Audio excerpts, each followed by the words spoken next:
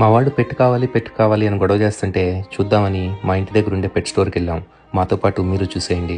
Bunny's చాలా క్యూట్గా ఫ్లఫీగా బాగున్నాయి. ఇవేమో ఫెర్రెట్స్. ఈ చిలుకలు మహా క్యూట్గా ముద్దుగా భలే ఉన్నాయి. మా వాడు ప్యారెట్ కావాలి అంటున్నాడు, కానీ వీటిని కొని ఇలా కేజెస్లో పెట్టడం నాకు ఎంత మాత్రం ఇష్టం లేదు. ఇక దీన్ని చూడండి, చూడటానికి పాములాగా భయంకరంగా ఎలా ఉందో. అమ్మయ్య, ఇంకా నయం మావాడు దీన్ని అడగలేదు అనుకున్నాను మనసులో. ఇక్కడ కప్పలు, పాములు, తొండలు, బల్లుల్ని కూడా పెట్స్లాగా పెంచుకుంటారంట. బాబోయ్ అనిపించింది.